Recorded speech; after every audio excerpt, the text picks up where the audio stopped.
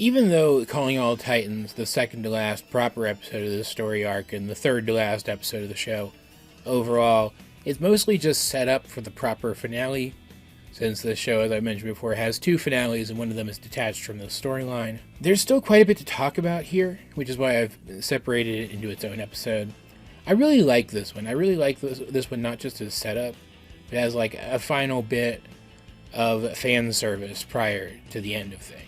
With their mission to give out Titans communicators to all of the characters who could be considered honorary Titans nearly complete and anxious to get home, Robin decides that the best course of action, since they only have 5 guys left to give communicators to, is for the Titans to split up and each go to one of those 5 people. You can tell that while he seems very sure of himself here, very sure of his decision, he is acting a bit out of impulse. He does want to get this done as quickly as possible so that he can get home, and also so that all of these people will be, at least to his mind, safe, because he doesn't realize that things have been compromised yet. So even though Beast Boy insists that he's been fighting the Brotherhood of Evil longer than anybody else here and doesn't think they should split up, Robin insists that it's fine, the others agree, and they go their separate ways. And while it's unfortunate that we don't get individual episodes dedicated to them, this allows us to see Argent, Harold, Pantha, Bushido, and Jericho. 5 more characters who are recognizable from Titans lore, and that comes with visuals and stuff that are recognizable from Titans lore, which is very cool. Though, most interesting to me is one character in particular, but I'll talk about that in a minute because there's another character I want to talk about at the same time who also makes an appearance in this episode. However, remember, and you may have forgotten to this point because we've been on this arc for a while now, remember, way back when giving the communicator to Hotspot, Robin actually gave a Titans communicator to the Brotherhood, and the brain's been plugged into it this entire time, keeping an eye on their operations, or not really, I guess. Keeping an ear isn't really the right word either. Keeping tabs on them, I guess is the best way to say it, because he's a brain in the jar, right? And so not only has their group gotten to the point where they can outright challenge the Titans in terms of numbers, even this expanded roster of Titans, but like, he's been planning for this. He's been planning for Robin to make a mistake like this. The moment that the Titans are split up, and therefore at their weakest, he makes a move, sending guys who are perfectly suited to taking on individual Titans to the locations of these individual Titans, coordinating based on the location information they have from the communicators, even using their distress calls, the distress calls of the other Titans, to draw the main Titans in and put them at risk too. They use the chessboard imagery for his plot against the Titans, and while sometimes the show uses that imagery and it's not entirely appropriate, here it is because he's been playing a long game of chess with them. They just didn't know it. And even though Robin puts together what happened, in part because Madame Rouge shows up again and starts goading him, because again, that seems to be a thing that she does, but also in part because, you know, it just makes sense that she's the one who got the first communicator and she got it from him. It doesn't really make much of a difference at this point. The damage is really done. All that Robin can do is mitigate it by sending out a signal telling everyone what happened, and then sending out another signal that shorts out all the communicators so they can't be used against them anymore. And that's basically the episode. That's basically it. There's not a lot to it. In fact, this review is going to be a little bit shorter than I expected it to be, I think, probably, but, you know, whatever. It doesn't matter. But it's good. It's all good stuff. The character stuff is good. There's some good comedy when all the characters are reaching their individual Titans. At the beginning, it takes Beast Boy quite a while to get to his target, Jericho, which was pretty funny. It was funny to see Beast Boy break down, especially when he's frustrated that Robin didn't listen to him on top of things. There's some good action, getting to see the various Titans defend themselves and getting to see them use their powers was pretty neat. Like, we get to see Thunder and Lightning again, fighting characters with similar powers, but in numbers enough to overwhelm them, or with powers suited against their powers. We get to see Speedy fighting off a character who is able to counter his ranged attacks, and that's that other character I want to talk about. In what can only be a nod to the comics, they send Cheshire after him. Cheshire being a character who in the comics is Speedy's lover. He's not always called Speedy in the comics, but It's his longtime love interest. And the mother of his child. And, like, yeah, she can fight him to a draw or better. That's a thing that she can do in the comics continuity as well. So it makes sense for her to come after him. That had to be an Easter egg for the fans. Just like the inclusion of Jericho on this roster has to be an Easter egg for the fans, because in the comics, even though it doesn't come into play here, maybe it does in the comics. There's apparently comics that continue this continuity. I definitely need to read these now. But it doesn't come into play in the show at all. But in the comic continuity, in the main DC comic continuity, Jericho is Slade's son. A character that I know, if I had known about him at the time, I didn't really know much about the extended Titans roster at the time, but if I had known about him at the time, I would have wanted him to show up in the show at some point. And I can imagine fans who knew more about the comics back when the show was airing wanted him to show up in the show at some point. This had to have been thrown in there for them. So we have good action, we have decent comedy. It's pretty quick-paced stuff. It's here and gone because it's just one episode. They can't really fit a lot in here. But it's all good stuff. And on top of that, we have good character stuff for Robin as he realizes that this is kind of his fault.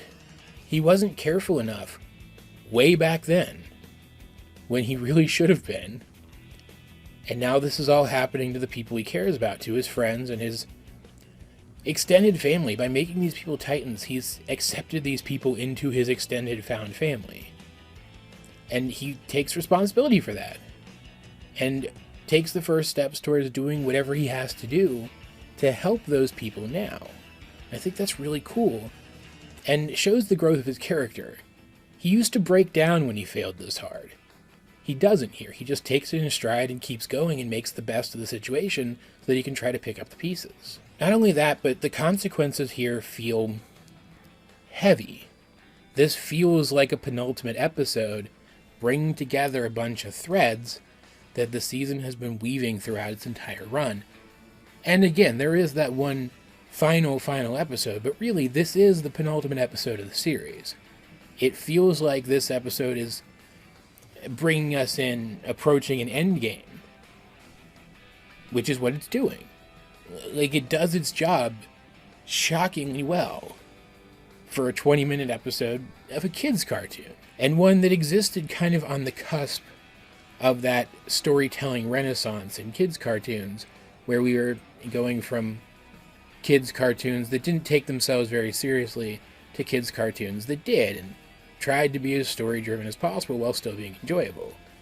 Teen Titans really is one of the early benchmarks in that renaissance, and it's really cool to revisit that and see just how well they managed to pull that off. Like, this feels more like an effective build-up to a finale of a final story arc than, like, just to pull an example out of a hat, because it's always my go-to example for storytelling that I enjoy but could still be better. Star Trek Voyager. The final episode of that show was literally called Endgame, but there were, like, no story elements in the final season leading directly into that episode. None at all. It just, like, there's a whole plot line with one of the characters having a disease that can only be solved back at home, which the goal of Voyager was to get back home. That was the point of their series, if you don't know. And the fact that he has that disease justifies a lot of the main character's actions in the story of that final episode. But it literally comes out of nowhere. This is apparently something that has been in treatment for a while, and yet we've never heard of it. This show does a better job of building up to its finale than a sci-fi show, a serious sci-fi show for grown-ups. That's really remarkable. I like it a lot, is my point, and it's gotten me really hyped up for watching the next part. When do I have that scheduled? Let's look that up real quick. As of right now, I am scheduled to review the final episode of this arc, so the second to last episode of the entire series, this Friday, which means the following week I'll talk about the very final episode, and then in the next couple weeks after that, we'll talk about the movie. And then we'll be done with Titans. Though, depending on how many of these comics there are, I'll probably do reviews on them too. I just don't know when those will happen, rather. Because I want to move on to a different show. This is a big deal for me. I'm gonna go off on a tangent. I know that's not something I ever do, so you guys won't know what to do with this. But I'm gonna go off on a tangent for a second. This is a big deal for me. I've been dealing with stuff in my real life. Anxiety, depression, other various things that have only been exacerbated by the fact that COVID's still a thing, and it sucks, and it has literally changed the world, and it weighs on people, and it's been weighing on me a lot. It's been weighing on my family a lot. I've been having to pick up pieces that I didn't even know you could drop, and it's been difficult, and I'm a person who takes on a lot, in case you couldn't tell from the number of shows that I am reviewing right now.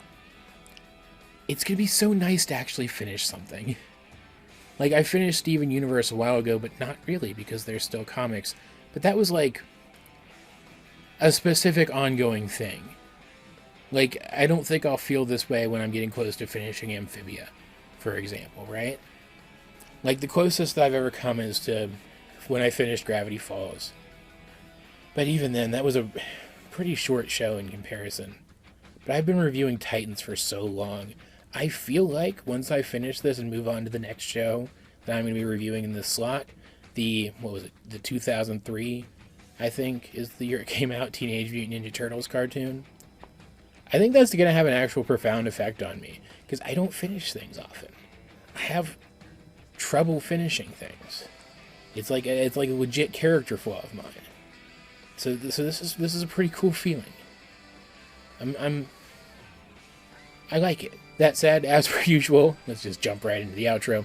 If you guys have seen the Teen Titans episode, Calling All Titans, what did you think of it? Let's get a discussion going in the comments section down below. And while you're down there, you might as well like the video, share it with anyone else you think would enjoy my content, subscribe if you haven't. You can also check out links to my various social medias, as well as the many ways you can help out the channel. Those will be in the video description, but either way, this has been AJ22, and I will talk to you guys later.